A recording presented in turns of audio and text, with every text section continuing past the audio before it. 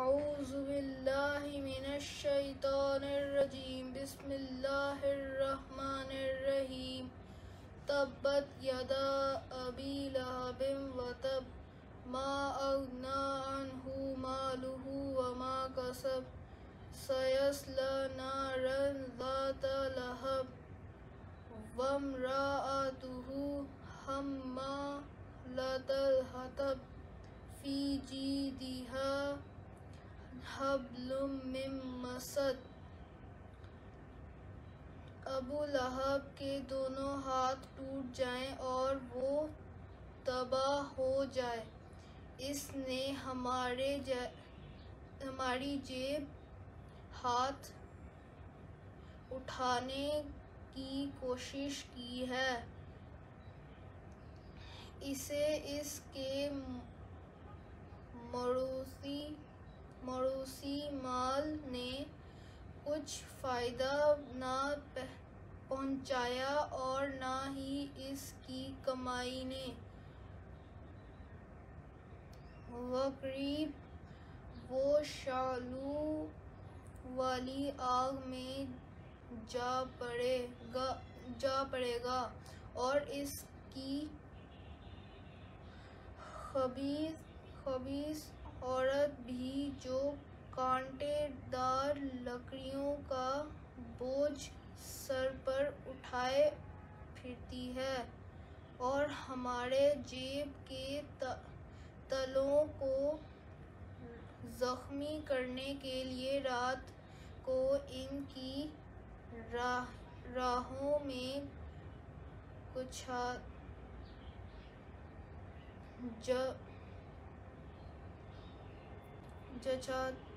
جچھا دیتی ہیں۔ اس کی گردن میں کھجور کی چھال کا وہی رسا ہوگا جس سے کانٹوں کا گھٹا باندھتی ہے۔ صدق اللہ العظیم۔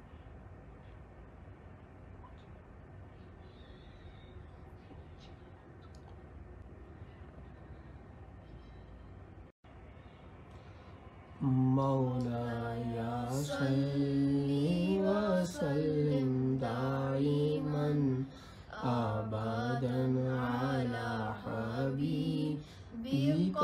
خير الخلق كلهم مولاي صل وسلم دائما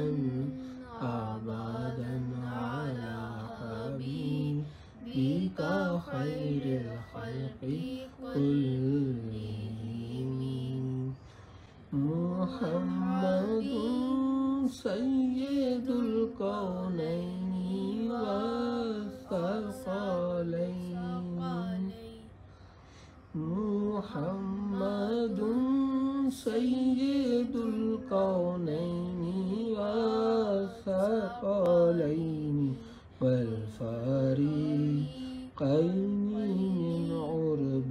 ومن عجم مولاي صل وسلم دائما ابدا على حبيبك خير الخلق كلهم هو الحبيب الذي ترجى شفاعته هو الحبيب الذي ترجى شفاعته لكل هول من الأهوال مقتحم مولاي صل وسلم دائما ابدا على حبيبك خير الخلق كلهم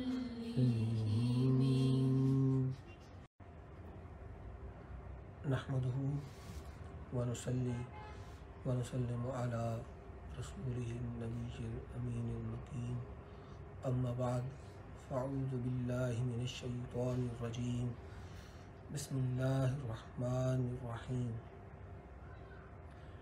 إن الذين يؤذون الله ورسوله لعنهم الله في الدنيا والآخرة وأعد لهم عذابا مهينا والذين يؤذون المؤمنين والمؤمنات بغير ما اكتسبوا فقد احتملوا بهتانا وإثما مبينا صدق الله مولانا وصدق رسوله النبي الأمين.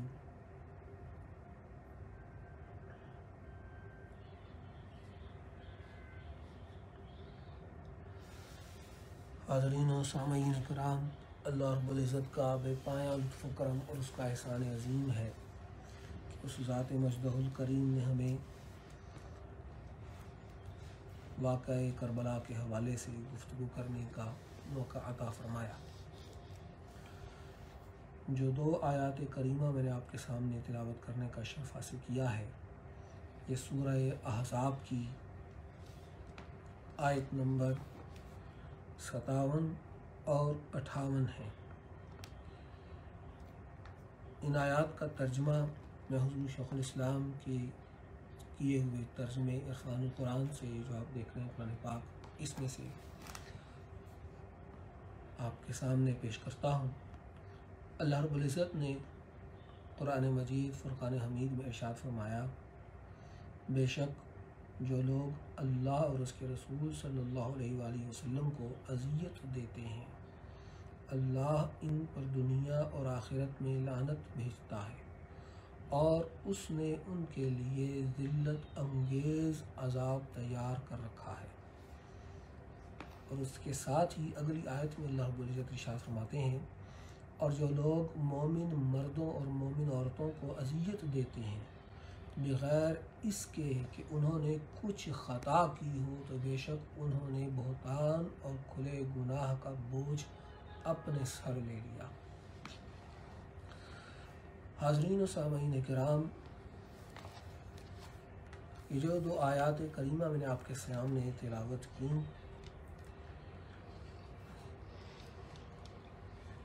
ان کی اوپر بات کرنے سے پہلے میں آپ کے سامنے یہ بات رکھنا چاہتا ہوں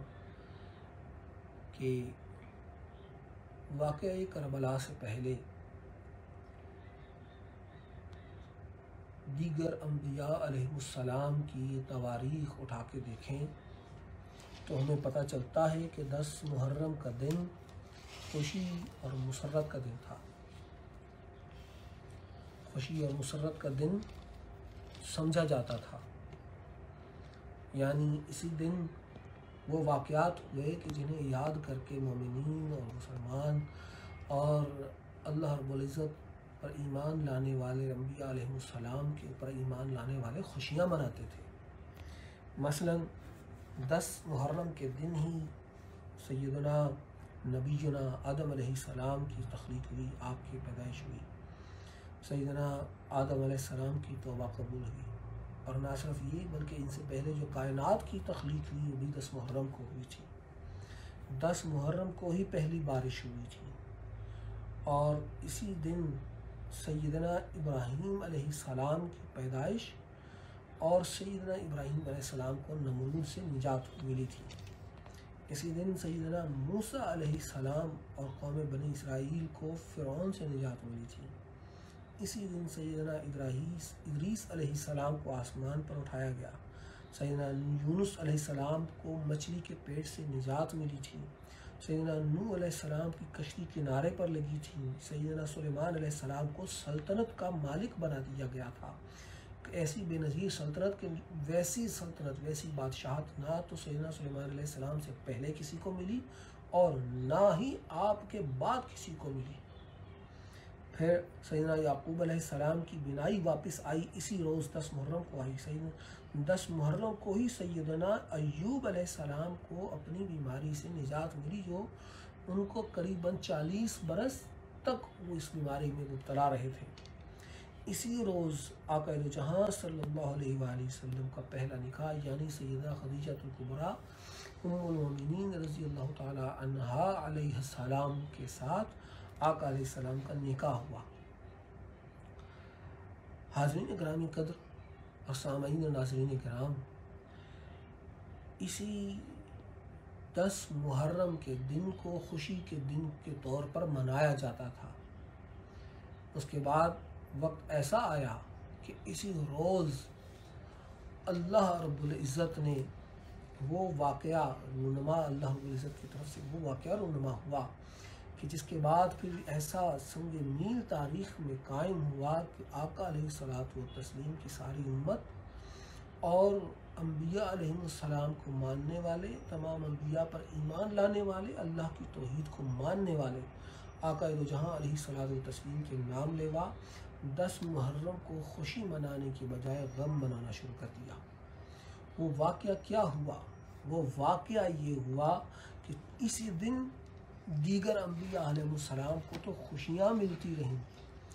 دیگر انبیاء علیہ السلام کی امتوں کے لیے وہ عید کے دن تھے، جبکہ آقا علیہ الصلوۃ والتسلیم کی امت میں ایسا واقعہ ہوا کہ پھر اس کے بعد اسی دن کو غم منانے لگے، اس لیے کیونکہ اسی دن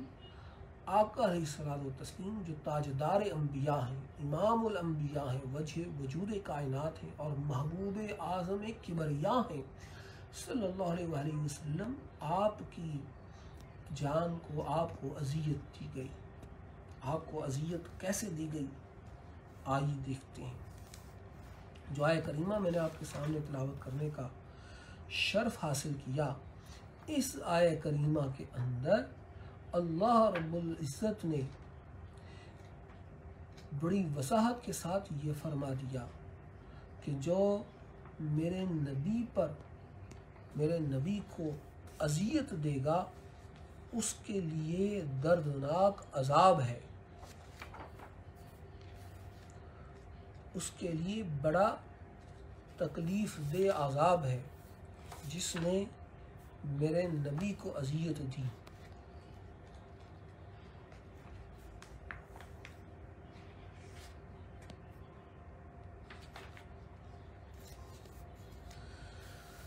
اور اس کے لیے لعنت ہے، اور اس کے ساتھ ہی اللہ پاک نے اس بات کا فرق بیان کر دیا کہ نبی کو اذیت دی تو اس کے لیے دردناک عذاب، ذلت انگیز عذاب ہے، اس پر اللہ پاک لعنت بھیجتا ہے۔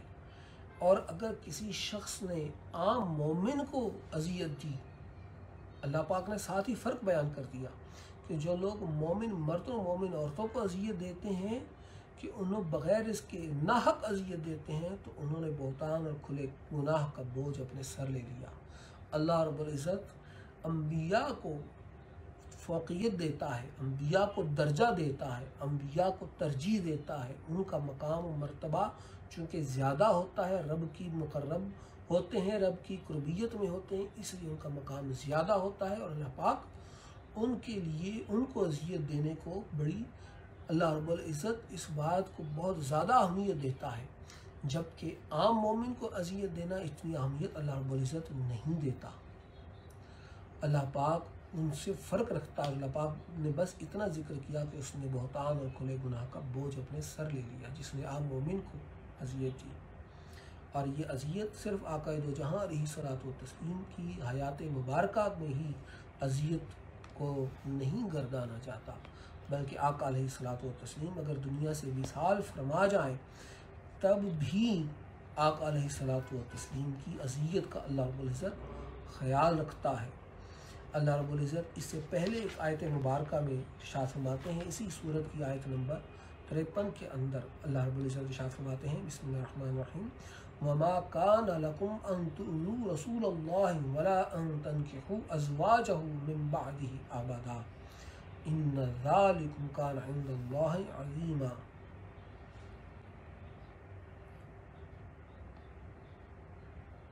اور یہ ادب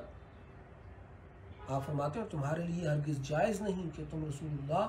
صلی اللہ علیہ وآلہ وسلم کو تکلیف پہنچاؤ، اور نہ یہ جائز ہے کہ تم ان کے بعد ابد تک ان کی ازواج مطہرات سے نکاح کرو، بے شک یہ اللہ کے نزدیک بہت بڑا گناہ ہے۔ یہاں اللہ رب العزت نے آقا علیہ الصلوۃ والتسلیم کو اذیت پہنچانے کی بات، اللہ رب العزت نے ارشاد فرمایا ہے کہ اگر تم میرے نبی کی، اپنے رسول کی، اللہ کے رسول کی بیویوں کے ساتھ نکاح کرو گے تو میرے رسول کو اذیت ہوگی۔ یہ اذیت کب ہو رہی ہے؟ یہ تب ہو رہی ہے جب آقا علیہ الصلوۃ والتسلیم کا وصال ہو جائے۔ تو اس آیہ مبارکہ سے یہ ثابت ہوتا ہے کہ آقا علیہ الصلوۃ والتسلیم کے وصال پاک کے بعد بھی آپ کو اذیت پہنچتی ہے۔ اگر کوئی ایسی بات کی جائے، کوئی ایسی تکلیف دی جائے، کوئی ایسا کام کیا جائے جو آقا علیہ الصلوۃ والتسلیم کی ناپسندیدگی اور آپ کی ایذا کا باعث بنے، تو اس سے حضور کو اذیت ملتی ہے۔ اسی لیے اللہ رب العزت نے نکاح منع فرما دیا، حرام فرما دیا امہات المومنین کے ساتھ، کہ وہ مومن کی مائیں ہیں۔ تو حاضرین گرامی قدر، اگر آپ اسی آیت کو سامنے رکھیں تو آپ میں سے جن لوگوں نے بھی مدینہ پاک کی زیارت کی ہے، تو وہاں مدینہ پاک میں مسجد نبوی کے اندر آقا علیہ الصلوۃ والتسلیم کے روضہ پاک کے باہر جالیوں کے اوپر باقاعدہ یہ آیت کریمہ لکھی ہوئی ہے، بسم اللہ الرحمن الرحیم، یا ایھا الذین آمنوا لا ترفعوا اصواتکم فوق صوت النبی، کہ ایمان والو کہ اللہ کے نبی سے اپنی آوازوں کو بلند مت کرو۔ گویا آقا علیہ الصلوۃ والتسلیم کے وصال پاک کے بعد بھی اس بات کا خیال رکھا جائے گا کہ جو حضور کی بارگاہ میں پہنچا ہے اپنی آواز کو پست رکھے۔ معنی یہ ہے کہ آقا علیہ الصلوۃ والتسلیم کے وصال کے بعد بھی آپ کو اذیت پہنچتی ہے، اور بعد میں بھی وصال کے بعد بھی آقا علیہ الصلوۃ والتسلیم کو وصال، آقا کو اذیت پہنچانا حرام ہے، منع ہے۔ آقا علیہ الصلوۃ والتسلیم کو کن باتوں سے اذیت پہنچتی ہے؟ آقا علیہ الصلوۃ والتسلیم نے بڑی وضاحت کے ساتھ ارشاد فرمایا تھا کہ لوگوں، یہ حسن اور حسین مفہوم حدیث پاک کا، سرکار نے فرمایا یہ میرے بیٹے ہیں، جو ان سے محبت کرے گا وہ مجھ سے محبت کرے گا، جو ان سے بغض رکھے گا وہ مجھ سے بغض رکھے گا، جس نے ان کو اذیت دی اس نے مجھے اذیت دی۔ آقا علیہ الصلوۃ والتسلیم نے یہ بات بڑی وضاحت سے فرما دی، اور کسی شخص کی شہادت کا واقعہ اتنا مشہور نہیں ہوا جتنا مولا حسین امام پاک علیہ السلام کا واقعہ شہادت مشہور ہوا۔ اس کی وجہ یہ تھی کہ ابھی آپ بچے تھے۔ آقا علیہ الصلوۃ والتسلیم نے سیدنا امام حسین علیہ السلام کی شہادت کی خبر دے دی تھی، اور یہ روایات موجود ہیں، مستدرک امام حاکم کے اندر یہ روایت موجود ہے۔ تو حاضرین گرامی قدر، سیدنا امام حسین علیہ السلام کو شہید کرنا عام مومن کو اذیت دینے سے، اس کو تکلیف دینے سے مختلف ہے۔ عام مومن کو کوئی تکلیف دے، اذیت دے، اس کا گناہ اور اس کی سزا مختلف ہے، اس کا حکم مختلف ہے اس بات سے کہ جو امام پاک امام حسین علیہ السلام کو اذیت دے، آپ کو تکلیف دے، کیونکہ آپ کو تکلیف دینا آقا علیہ الصلوۃ والتسلیم کو تکلیف دینا ہے، اور آپ کو اذیت دینا آقا علیہ الصلوۃ والتسلیم کو اذیت دینا ہے۔